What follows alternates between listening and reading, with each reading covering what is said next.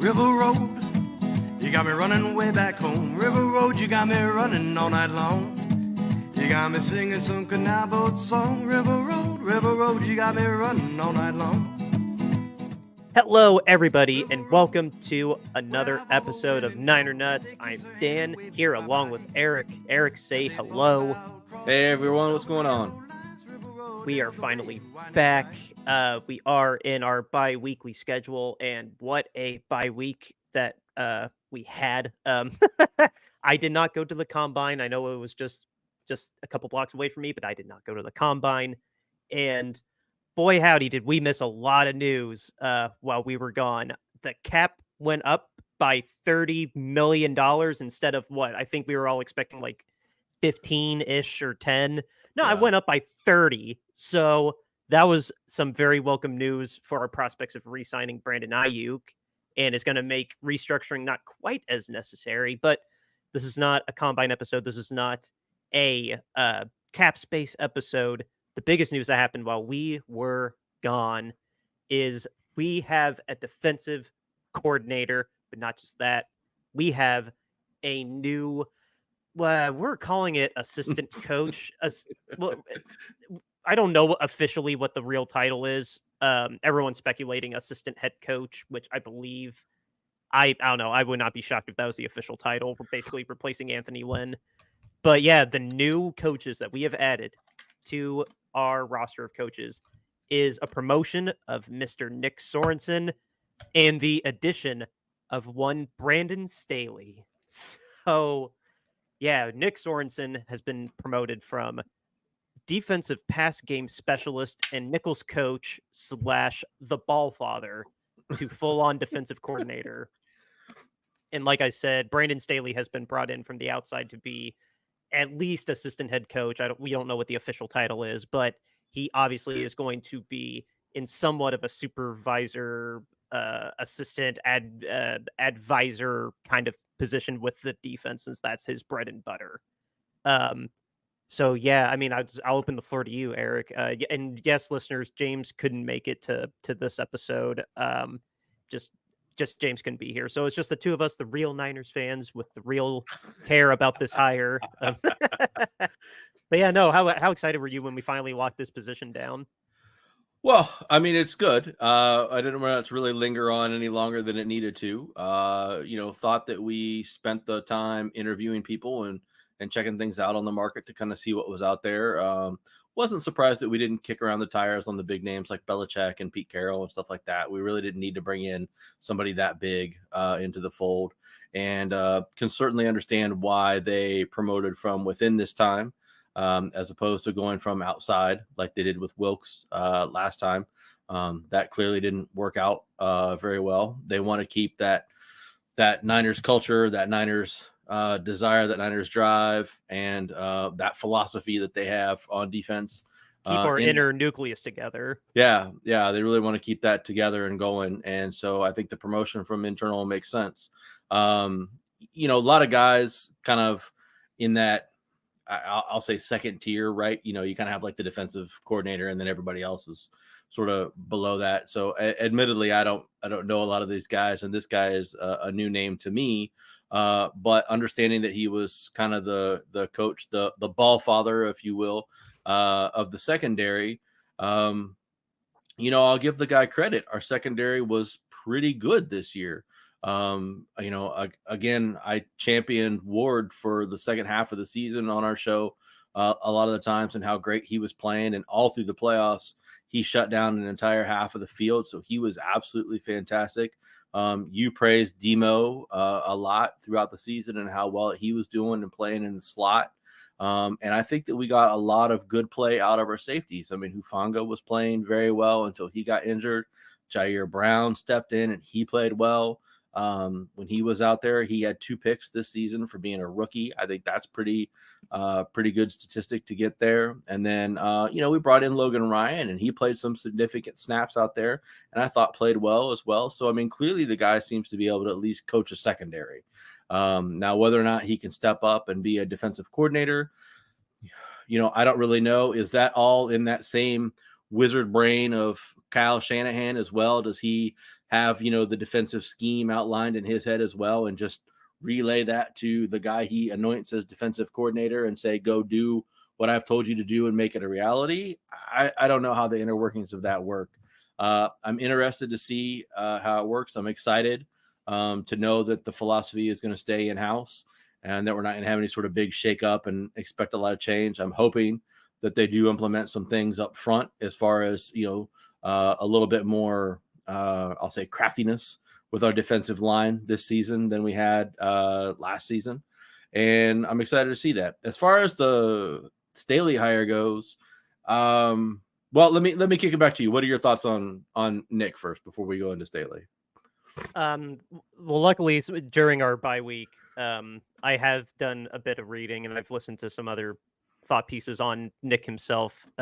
His background is really fascinating. He was a 10-year player, 01 to 10, 3 different teams: Rams, Jaguars, Browns, and he was mainly he was kind of like the equivalent of excuse me, like a Matt Slater, or for us, Odom, like really like exclusively a special teams player. And then he went on to be a special teams coach with Seattle and assistant defensive backs coach and then secondary coach. But he started special teams, then went defensive backs in Seattle from 13 to 20. So 7 years under Pete Carroll. Oh. And then he went to special teams coordinator with Jacksonville. And then he's been with us for, this will be his 3rd year. He went from just low rung defensive assistant to pass game coordinator to now he's the defensive coordinator. So it's just kind of interesting to me that he has a lot of special teams experience, but he was able to be versatile enough to learn defensive backs. And they called him the ball father because he was leading specific meetings called takeaway meetings, where he talked to presumably the linebackers in addition to the defensive backs about how to take away the ball and how to not give away the ball. And we led the league in turnover differential, I think, both of the last 2 years. Like, I think we were legit number 1 both times. So we were this year for sure. I'm not sure about last year.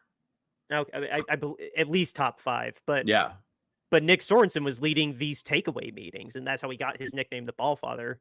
So the fact that his brain clearly can take in a lot of information. If he can be a coordinator for both special teams and show enough that Kyle trusts him to be the defensive coordinator, I think a lot that goes into that is keeping that nucleus in. Like you were saying, we wanted to keep somebody in-house that's been with the culture, and he's been with the culture the last 2 years, which was an NFC championship and then a Super Bowl appearance.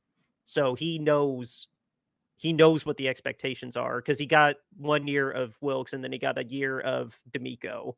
So at least a lot of expectations from D'Amico that he probably saw and understands the frustration that Kyle had with Steve Wilkes, because Steve Wilkes presumably because Steve Wilkes, making somebody acclimate to us versus somebody who's already acclimated. Kyle to me wanted somebody that's going to be able to truly take the defense off of his mind. And I believe that's the main reason that we let go of Wilkes, is because Kyle could not stop worrying about the defense with Wilkes to certain degrees. So I trust that, based on the way that we've been hiring people up to this point and how people have been poaching from us up to this point, that Kyle and John know what they're doing when it comes to the interviews. I know we had a couple other people internally that we interviewed, but I trust Kyle when it comes to personnel decisions like this, and I do really hope the best for him. We've had very, very good luck so far. But I think this guy, as kind of wild as his resume is, like I said, I just trust Kyle's judgment when it comes to calls like that. The hiring of Brandon Staley, though, I think this is kind of a trying to have our cake and eat it too. I think what he is doing with Brandon is he's bringing in somebody that clearly knows defense like the back of his hand, like a Wilkes, but now he can take advantage of, this guy's been humbled. He just needs a job. He's desperate to just still be in the league and not have to go to college like Eric Bieniemy. But this guy really knows defense. And when he was the coordinator for the Rams, the last year he was with the Rams, they were number 1 in the league. And I saw a nugget about the last time that we played the Chargers. they held Christian McCaffrey to under 4 yards a carry and held us like under 300 total yards. So like clearly that left an impression on Kyle that he really, really respects Brandon as a defensive mind. So what it at least appears to be is that Brandon is going to be in there to be a whiteboard, so to say. Like he'll be a whiteboard coach, literally, but he'll be a whiteboard that Nick can write ideas on and get his opinion on. And Brandon, again, to my understanding, isn't going to. I'm thinking of that soundbite that I'm calling the defense. I'm calling the defense. Like I think Brandon clearly took this job with the understanding that Nick is calling the plays, but Brandon's knowledge is why he got hired. Even though he ran the Vic Fangio 3-4 and we run the 4-3, I trust that Kyle wouldn't have hired him if he didn't think that Brandon's knowledge could still translate into a 4-3 instead. So I think if Brandon truly understands like this is his place, he's gonna be basically like a bounce board, a mentor, another experienced voice in the locker room, kind of like Anthony Lynn was for the running game. Like Anthony didn't run the running game, but he was very important to orchestrating the offense, or at least being in the offensive war room for Kyle. I think if that is what the case is here, I'm less mad that we made this hire, like if that makes sense, because we've seen plenty of people that were awful head coaches but great defensive coordinators, like the coordinator that just beat us in the Super Bowl. He was a terrible head coach, but he's an amazing defensive coordinator. Yeah. So I think if Brandon is here to mentor Nick and to help make sure that Kyle doesn't have to worry about defense, so he can still just solely focus on the offense, that's obviously the optimistic crystal ball. Like we have to see what happens, but at least on paper, if I'm deciphering these hires, this is the way I'm deciphering these hires. And that's how it at least appears to me. So I'm not mad about this hire the more I've thought about it.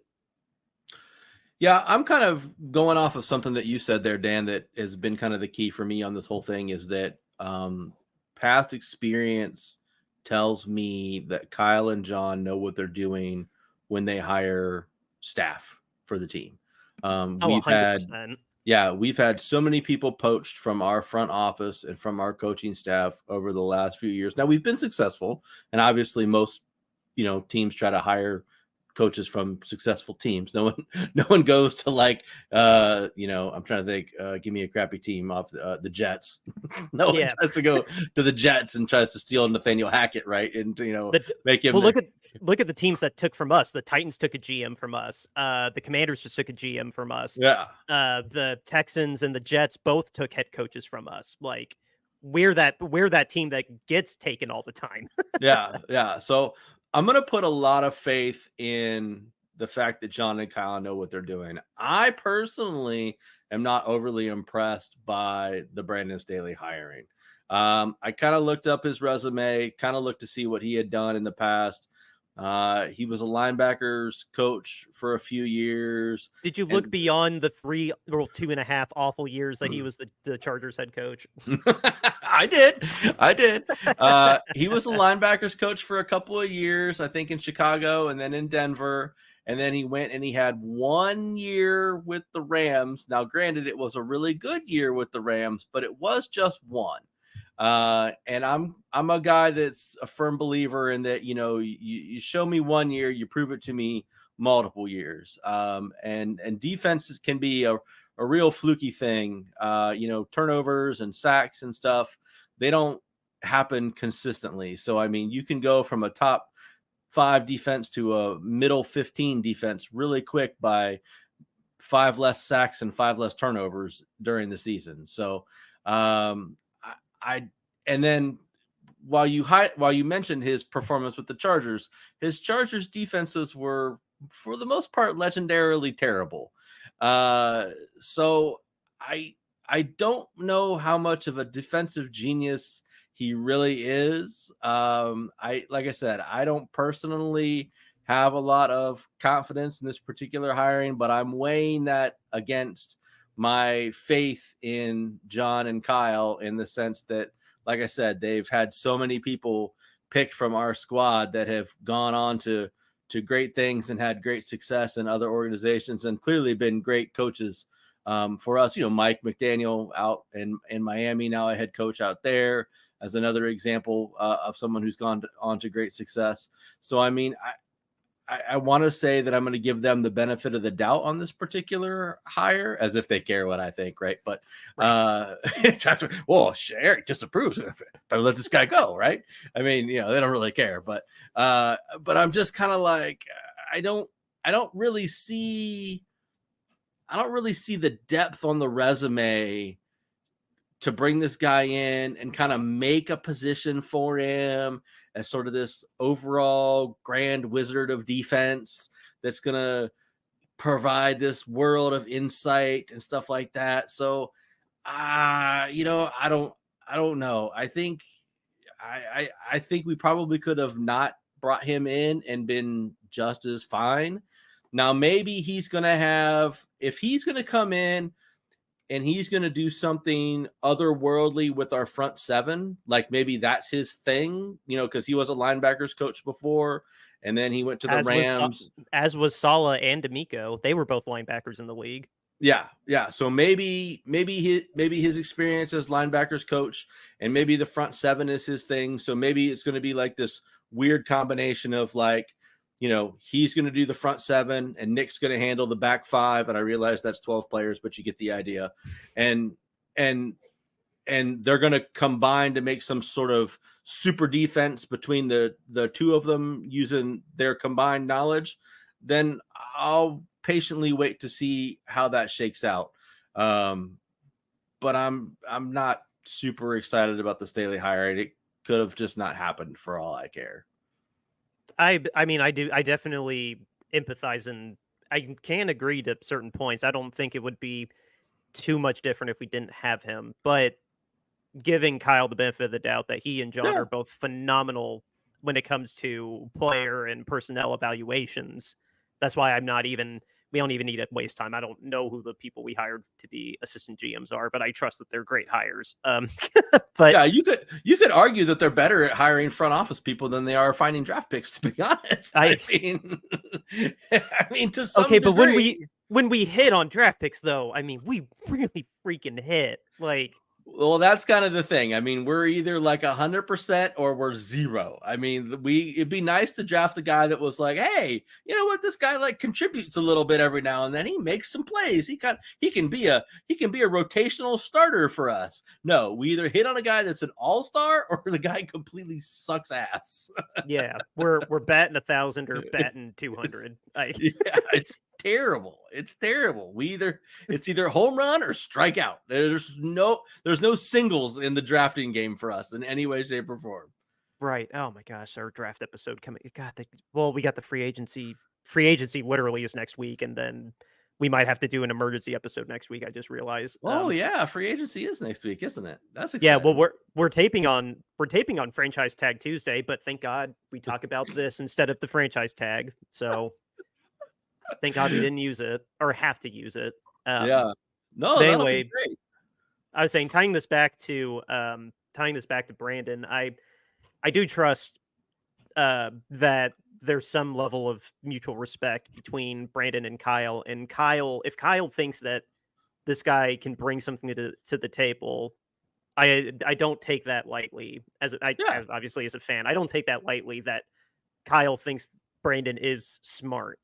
And I think it's not really a bad idea to give somebody like Nick that has not that much experience outside of defensive backs, like another veteran coach to be a springboard off of. Like, obviously the coaches that are still in there, like, are great assistant coaches that we have, but to have somebody that has been both a defensive coordinator and a head coach, kind of like how I was gushing about how I'm going to miss knowing Anthony Lynn is no longer in the locker room. I think there is a lot of value in a coach that has been in a head coach experience, whether the tenure itself was good or bad. Like, you were still the head coach. There's still knowledge that they can take away post the tenure that they can then digest and relay to some of the younger coaches. And I think really, yeah, like you said, Brandon Staley being a front seven guy, being a former linebacker, even though, again, it's a 3-4 that he ran versus a 4-3. I still think that's front seven knowledge that he can potentially make great plays with Nick, like where he will focus on the front seven, and then the back four are going to be Nick's bread and butter because he's the ball father. Like that's kind of I hadn't thought of that up to this point. Like that's I don't know. That's got me a little bit excited, honestly. Yeah, and we don't even really run a 4-3 even that much, to be honest. I mean, we run like a 4-2 because half the time we have a nickel corner on the field most of the time now anyway. So I mean, it's really more of a 4-2 with just the front four guys and then Warner and Greenlaw and then whatever nickel corner is out there at the time. So well, we never put Young or Bosa like truly as like outside linebackers. Yeah. That's the only difference. At least I am a novice, but like that's my understanding. We never put them. They are true defensive ends, not outside linebackers. Yes. Yeah. So I mean, I hope it works. I mean, I hope that it's fortuitous by all means and by all gains. And we're sitting here at some point in time, middle of like October, and we're talking about how our team has the number one defense and it's just erasing teams off the planet. I hope to God that's what we're talking about. I fantasize about that every day. I mean, that would be wonderful to me. I would love that more than anything. Do I think that that's going to be the situation that we're in? I don't know. Like I was saying earlier, defense is such a fluky thing. I mean, it's points, it's sacks, it's turnovers, right? I mean, that's really, obviously yards matters into that too, but I mean, yards is such a fluky thing, and all the defense stuff is fluky. I mean, you give up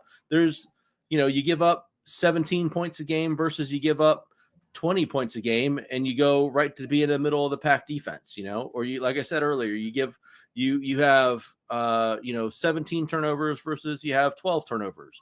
You're a middle of the pack defense. I mean, it shifts around so easily with those things. And very rarely is someone elite defensively multiple years in a row. Now, we've been very fortunate to be a top tier defense for multiple seasons in a row. But I mean, I wouldn't consider our defense last year to be elite in any way, shape, or form. That's unfortunate because I like to think that we had the talent to be elite last year, especially after the Chase Young trade. We certainly should have been elite by all stretch of imagination. And we just weren't. We only looked really elite against the Jaguars, and then in the first, I would argue, 3 quarters of the Super Bowl. Not so much the fourth quarter, obviously, but the first half of the Super Bowl, my jaw was on the floor. I couldn't believe how much pressure that we were getting on Patrick. Yeah. But for the most part, our 20, so I'm gonna get this, that was 23-24. Our 22-23 defense was way more elite than last year's defense was. I mean, our 22-23 defense literally wiped teams off the field. I mean, we destroyed other units when we went out there. We made them hurt. We made them bleed. And we had that crazy stat where everybody was like 0-17 against their next opponent after playing us like the previous week or whatever. I mean, we were just murdering people from a defensive standpoint last season. I don't remember which player, but some player went on record and said that playing us was the most physically taxing game of the year when they played us. Yeah. I mean, we were just wiping people out last year. And there were like flashes of that this season. Like you could see it. And like you just highlighted, right? Like in the first half of the Super Bowl. Wow. Like, okay, man, like if our defense is playing like this, we're solid, right? And then like in a couple other games, like you said, like the Jags game, and then there were like the Pittsburgh game to start the season, and a couple other games. Yeah, the Eagles game, right? There were flashes throughout the Cowboys game, but as Cowboys, they suck. But like throughout the season, there were like flashes of it, but it wasn't sustained. There were plenty of other games where you were watching it and you were like, I don't understand why they're just running the ball up and down the field against us all game long. I'd really like it if we could stop that at some point in time.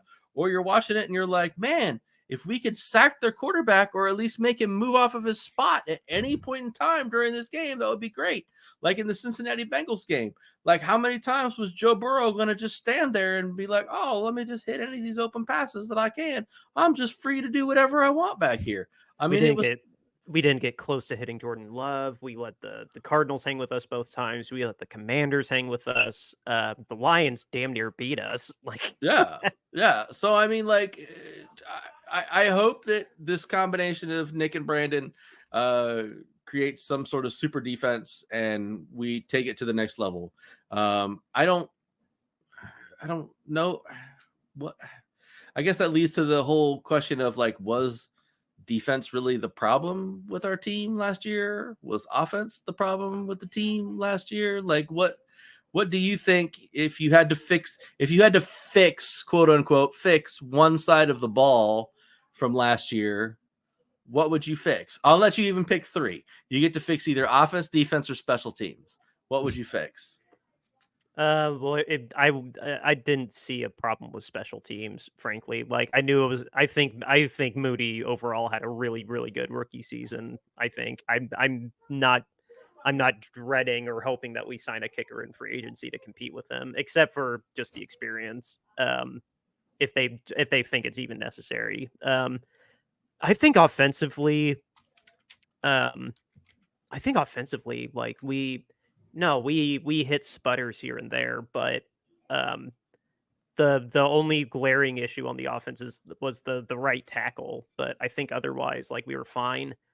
Just defense, I think it would have been defense if it was what's the weakest thing or what's the thing that's underperforming the most. It was definitely the defense. Like that's not with the talent that we had, the fact that it was hard for us to even get 2 sacks a game, like that was inexcusable when we had Nick Bosa, Arik Armstead, Javon Hargrave, and then on the other side it was either Chase Young or Randy Gregory the most.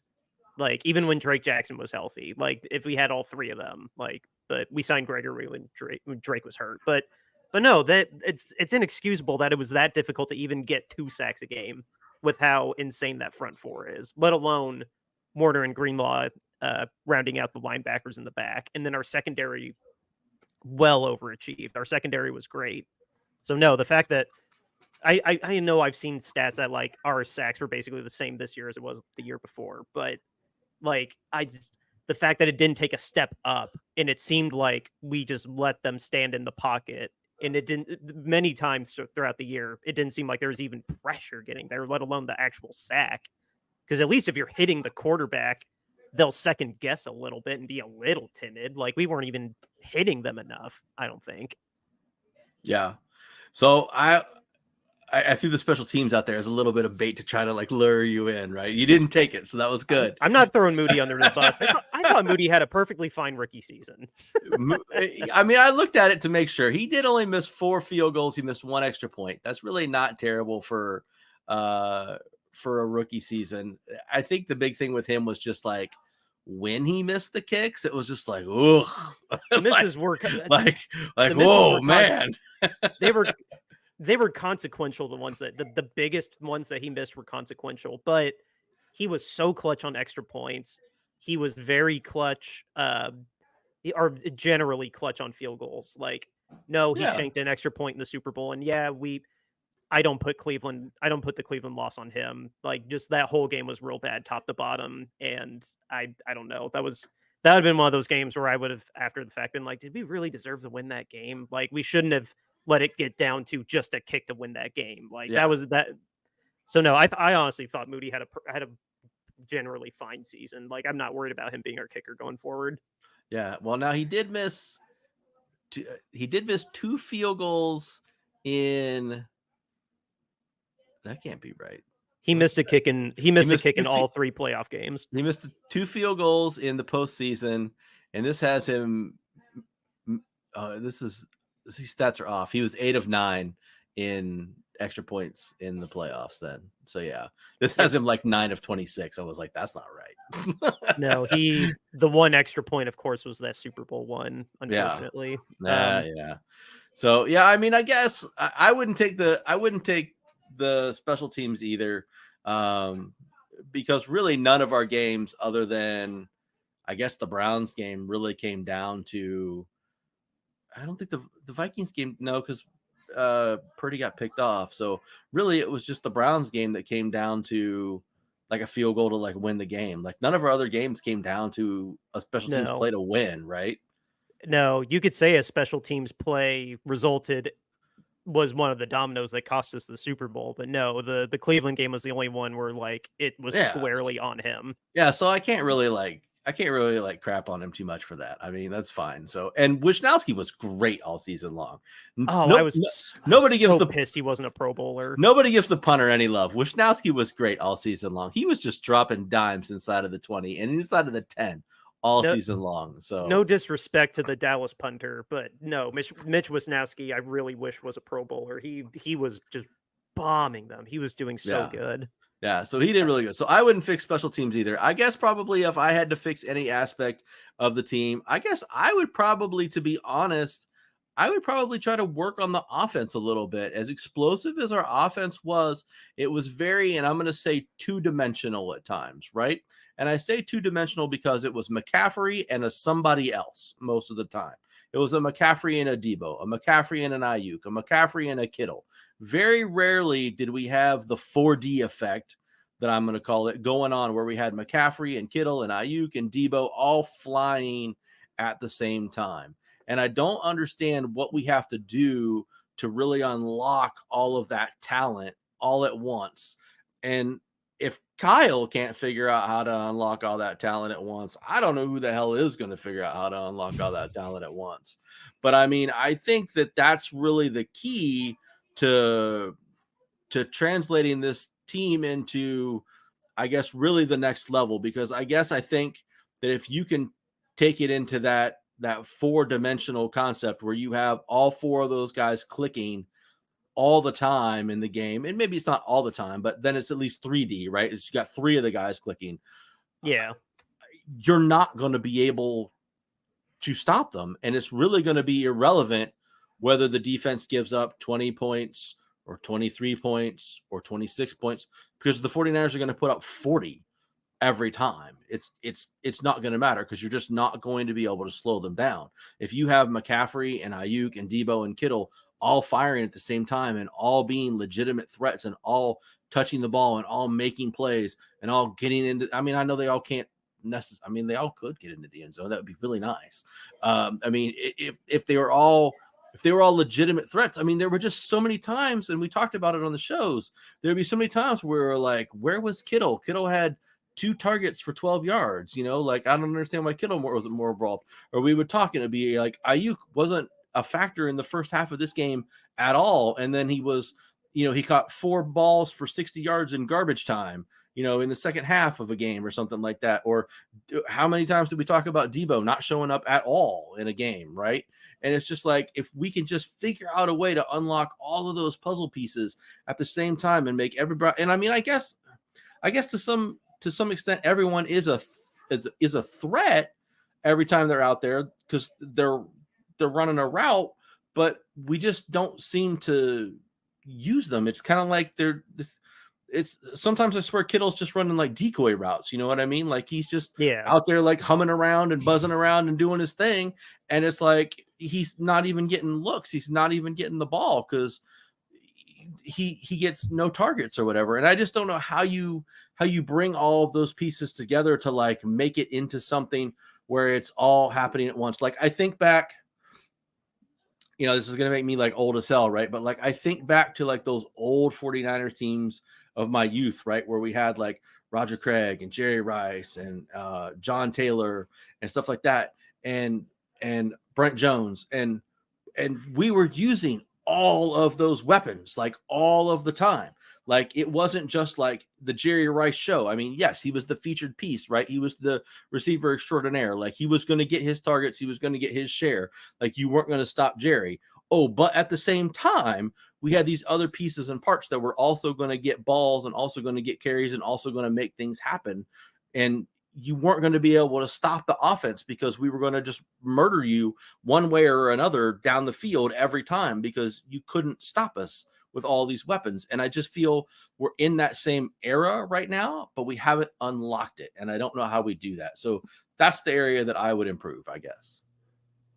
Very, very well put. I mean, no, I think I don't even have a defense. I agree.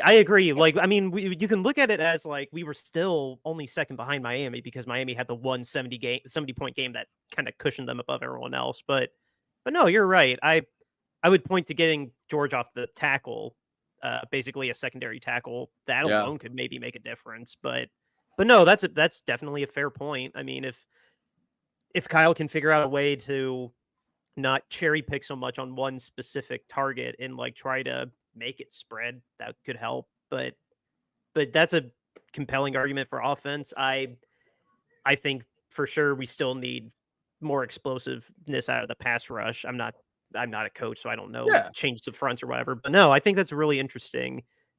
That Well, yeah, I, I just I'm yeah. I mean, I'm seeing what our time is, and I'm getting lost for words. But I, no, what was that last thing you were gonna say?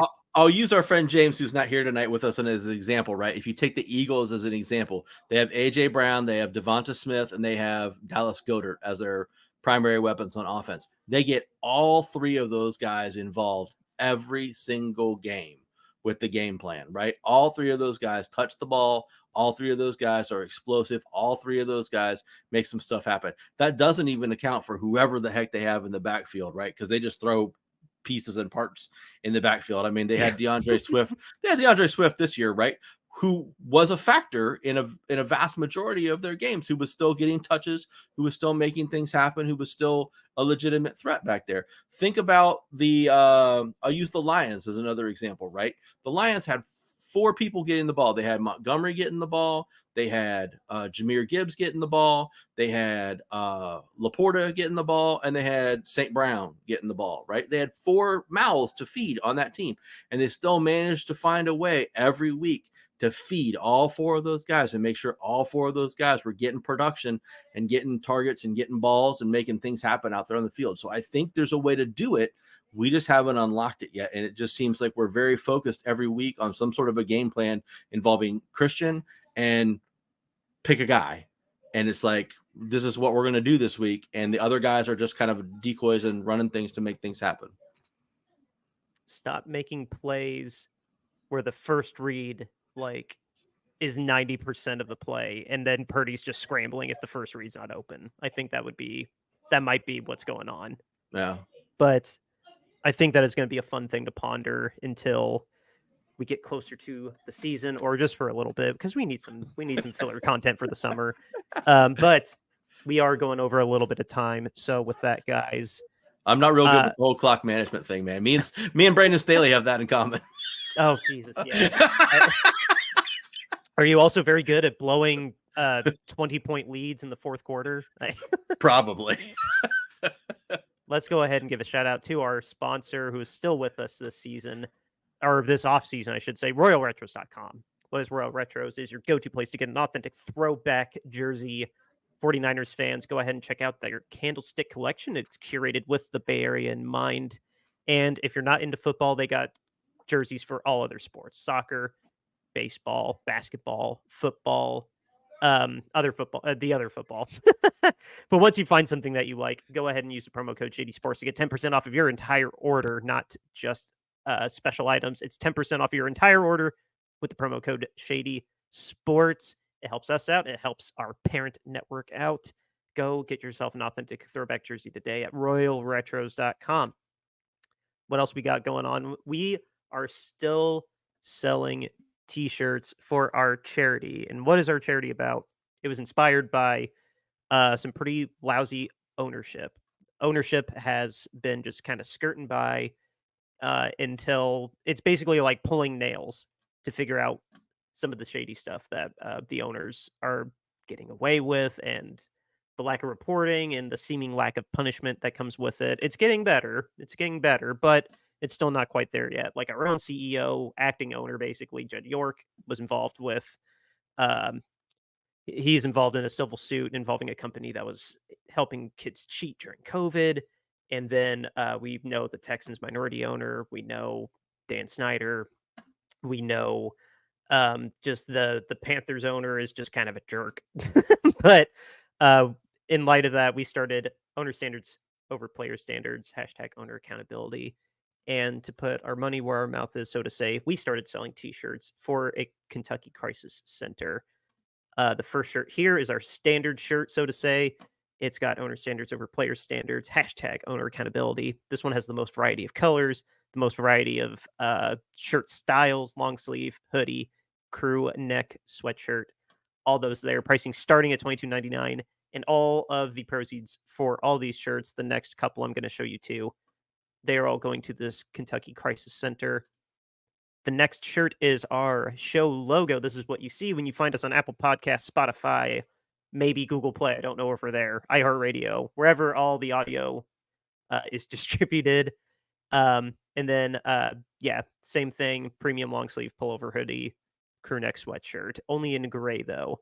Our next shirt is the alternate to our show cover art. This one's pretty cool. It's got the goalposts and the peanuts on there more prominently. Couple bits of color variety on there. And then the next shirt is probably the cutest one. It's our little unofficial mascot, a peanut eating peanuts with a 49ers hat, patiently waiting for the draft now, or I guess some free agency news first. Free agency's in 10 days. The draft is in April or May. I get the draft day wrong all the time. When's the draft in May? April, usually. April. Okay. I get those dates mixed up all the time. It's the off season. Cut me some slack. Anyway, that is the last shirt. And again, all the proceeds for these shirts are going to the Kentucky Crisis Center, whom we will have on the air over at some point over the summer. We did have a date locked in, but then we had to reschedule it, and that new date has not been locked in yet. But our Kentucky Crisis Center that we are donating all this money to will be on at some point here over the summer. And just go ahead and go check out those shirts now. They're still available at bonfire.com. The link is down in the show notes. Oh, yeah, I'm bad at clock management too. I wanted to wrap up a little bit ago. But anyway, our little news blurb that we always close out the show with.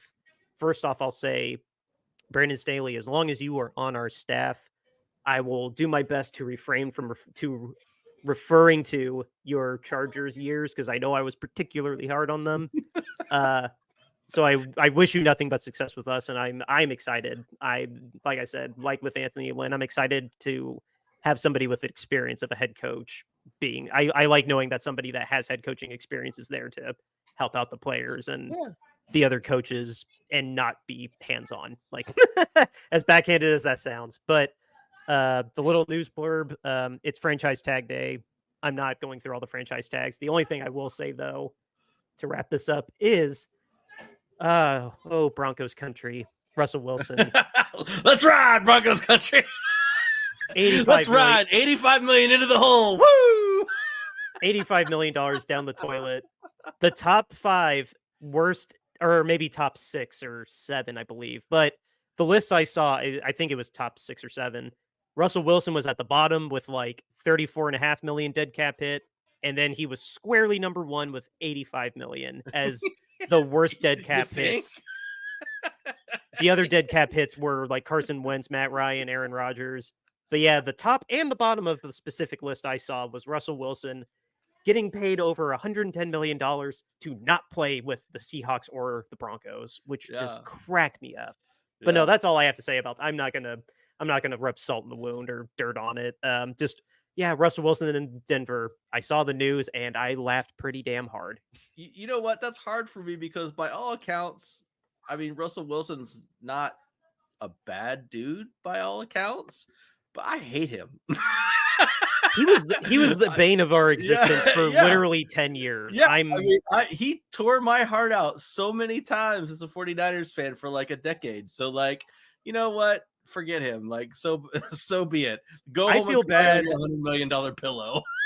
I feel bad for Denver fans. I do feel bad for that. The 2 years of Denver did not go well for them, and I feel your pain. He beat me, but he beat you. Like that's grossly oversimplifying it, but because he wasn't the whole reason that these 2 years sucked. But he was definitely a reason.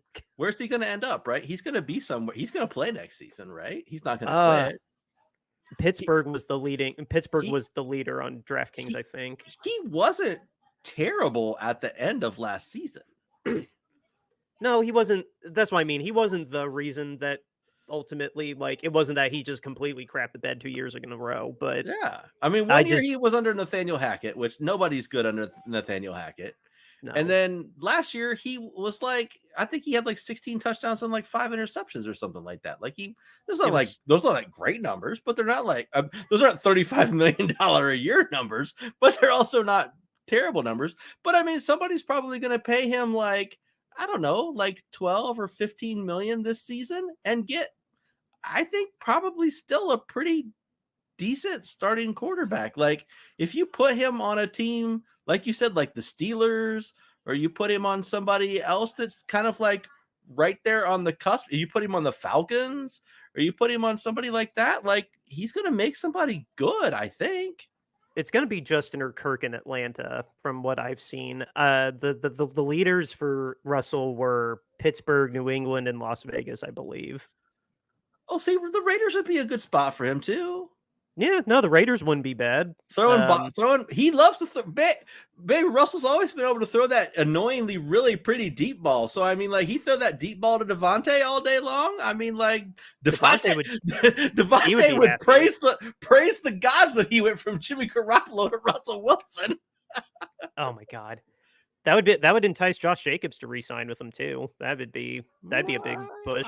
I would think so. So, I mean, yeah, there's definitely a couple of places that he could land that would be ready-made to at least be better. Yeah, for sure. But anyway, I mean, I just landing in the Raiders would be nice too, because then he could stick it to the Broncos twice a year as well. Hey, there you go. I didn't think about it like that. But yeah, no, we gotta wrap. Sorry, I got carried away. You're good. We are going to be back. Presumably, we're going to be back on Friday, unless otherwise. James is taking a Twitter break. I know I'm really bad. I will let you know on Twitter what the schedule is. If we have an emergency episode about free agency, because free agency is coming up technically during our bye week. I'll keep you posted on the schedule, so I'm not going to say anything concrete here.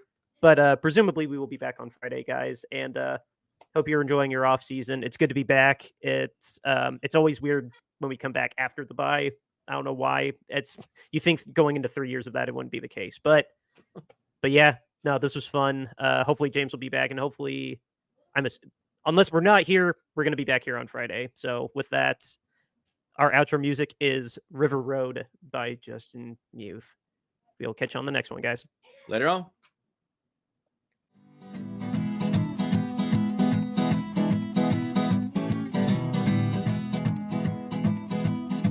River Road, you got me running way back home. River Road, you got me running all night long. You got me singing some canal boat song. River Road, you got me running all night long. River Road, where have all the women gone? Have they kissed her hand and waved you bye-bye? Have they thought about crossing your double yellow lines? River Road, they love the way you whine and cry.